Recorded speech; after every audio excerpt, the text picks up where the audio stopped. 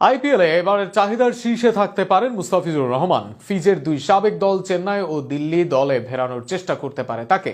এছাড়াও সর্বোচ্চ 2 কোটি রুপি, যা টাকার অঙ্কে 2,70,00,000 টাকার ভিত্তিমূল্যে নিলামে উঠবেন ফিজ। ইন্ডিয়ান প্রিমিয়ার লিগে বাংলাদেশের শেষ পতাকাবাহক মুস্তাফিজুর রহমান।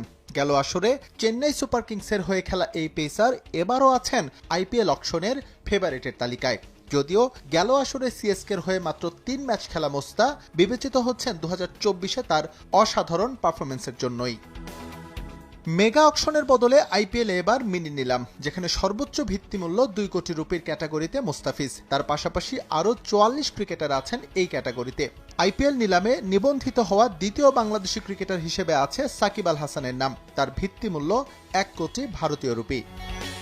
সর্বোচ্চ ভিত্তিমূল্যে থাকা 45 ক্রিকেটারের মধ্যে ভেঙ্কটেশ আয়ার ও রবি বিষ্ণুই ছাড়া বাকি 43 জনই ভারতের বাইরের। সর্বমোট 14টি দেশ থেকে ক্রিকেটার নিবন্ধন হয়েছে অকশনের জন্য, যার মধ্যে আছেন মালয়েশিয়ান অলরাউন্ডার বিরানদীপ সিং। তবে নিজের নাম নিবন্ধন করেননি গ্লেন ম্যাক্সওয়েল।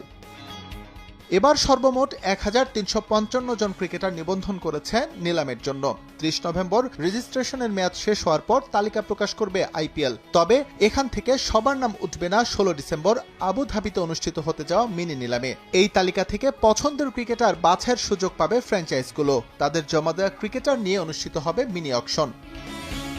আইপিএলের মোট 10 ফ্র্যাঞ্চাইজ মিলিয়ে ফাঁকা স্পট আছে 77টি। এর মধ্যে 31টি বরাদ্দ বিদেশি ক্রিকেটারদের জন্য।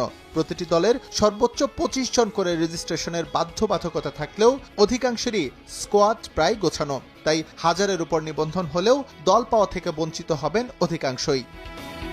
এবারের মিনি নিলামে সবচেয়ে বেশি টাকা আছে কলকাতা নাইট রাইডার্সের। তাদের পার্সে আছে 64 কোটি 30 লাখ রুপি। এরপরই আছে চেন্নাই সুপার কিংস। এই দুটো ফ্র্যাঞ্চাইজের ফাঁকা রয়েছে 2টো করে বিদেশি ক্রিকেটার স্লট। তাই এবার মোস্তাফিজের এই দুয়ের মধ্যে যে কোনো একটিতে দল পাওয়ার সম্ভাবনা সবচেয়ে বেশি। ইন্ডিয়ান প্রিমিয়ার লিগে বাংলাদেশের শেষ পতাকাবাহক মুস্তাফিজুর রহমান। গেল আসরে চেন্নাই সুপার কিংসের হয়ে খেলা এই পেসার এবারও আছেন আইপিএল অকশনের ফেভারিটের তালিকায়। যদিও গেল আসরে সিএসকের হয়ে মাত্র 3 ম্যাচ খেলা মোস্তা বিবেচিত হচ্ছেন 2024-এ তার অসাধারণ পারফরমেন্সের জন্যই।